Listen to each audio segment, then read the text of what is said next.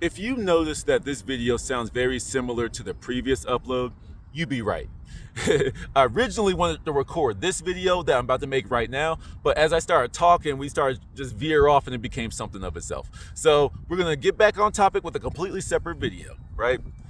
But I have been doing more research into Christianity.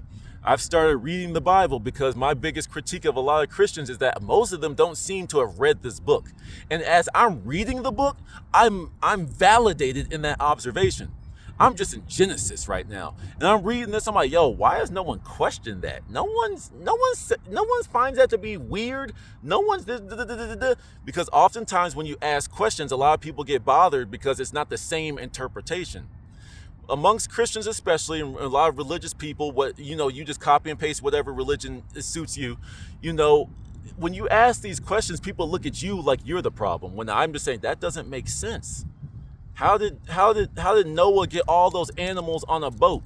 That thing said 90 cubits up, this, that, all the measurements. A cubit is your elbow to your forearm to the tip of your finger. That's what a measurement of a cubit is. So 90 feet, okay, that's cool. So you mean to tell me you got all the elephants, all the giraffes, the rhinoceroses, the hippopotamuses. You got all these big ass animals on that boat.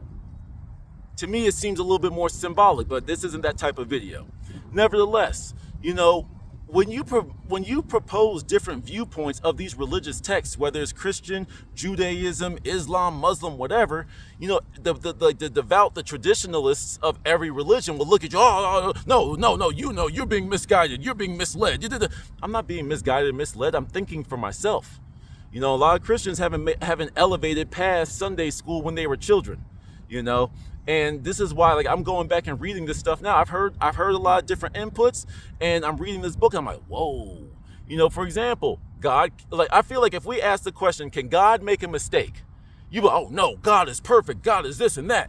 Okay, I'm in Genesis, so that's why this is my references right now. Okay, well, Genesis, God said He looked down at the earth and it made Him repent. It repented Him, which means He wanted to change His mind on what He was been doing, what He created.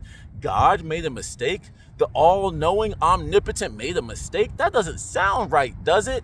But I'm reading another book that's saying that the original author of the Bible, or the original author of that book, ain't the scholars and ain't God, but that's a conversation for another video. You know what I'm saying? But the thing is, when you stay open-minded to this type of stuff, you can be like, wait a minute, that doesn't make sense. And a lot of people don't ever want to admit that something with their spiritual, religious belief doesn't make sense. No, that doesn't make sense. What's your interpretation? Oh, that's what that means? Huh, okay. For example, right? Noah's Ark, right? In one of my previous videos, I talked about how they use the elements in the Bible to describe different levels of ascension, of spiritual ascension, enlightenment, whatever word you want to use.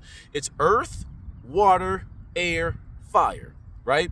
So in the story of Noah's Ark, what happened? How did the story go? And hey, feel free to correct me, but I actually read this one. So hey, look, it is what it is. So look, they said that God looked down at earth and didn't like what was going on, right? So you're looking down at the earth. Oh man, things are going crazy down there. I don't like that, bro. No, I need to start over. So what did He do? He brought in the flood. Was it the 40 days of rain? Whatever. So we got 40 days of rain. Everything's flooded. The water, right? What made the water subside?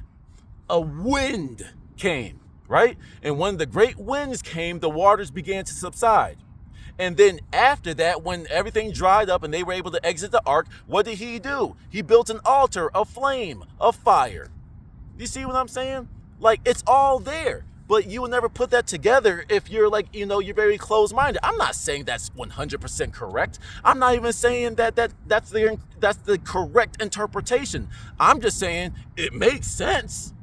And if you stick to what your one church taught you, what your favorite preacher, pastor taught you, I feel like you're doing yourself a disservice. Wouldn't you want to know every single angle, every single aspect of this book? I think it's a great book. I think it's amazing. But I do think that there's a little BS-ery in there. I'm not cussing for this subject matter, but there's a lot of BS-ery in there. I'm just like, wait a minute, that don't make sense. What was it? Tamar, Tamar, Tamar, like she got pregnant with twins from her father-in-law because she dressed up like a harlot. She seduced him. He said, "Hey, yo, girl, what you gonna give me for that? You know what I'm saying? You looking good. Let me get a little piece of that. What you need for that?" And she said, "What you gonna give me?" He said, "Yo, I'm gonna give you a goat, girl. Let me hit this on the side of the road." I mean, tell me where I'm wrong there, you know? And then she went back, took her harlot clothes off, and she dressed up like the widow again. But nevertheless, she got impregnated with twins. And then it said like one of the twins like reached their hand out and then went back in, and then the other twin was born first. I was like, yo, oh my God, what in the Game of Thrones is happening in this book? Hey, listen, a lot of you may not like the interpretations of others, but you should really sit back and be like, but does that interpretation make sense? And from what makes sense to you and what makes sense to them, there's a capital T truth somewhere in there. It's just up to you to discover it. Don't limit yourself, man. If you're going to devote your soul to something, now I lay myself down to sleep. I pray the Lord my soul to keep. If your soul is on the line, all I'm saying is you better investigate whatever you're devoting your soul to the most stringent of observations, of experimentation, of challenge, of this, that, and the third. Hopefully I don't think I was too bad with this one. But like, hey, I'm reading the book now, so we about to get very specific with some of my breakdowns and some of my critiques. But nevertheless, we're having fun. Let me know what y'all think. Till the next one. Peace.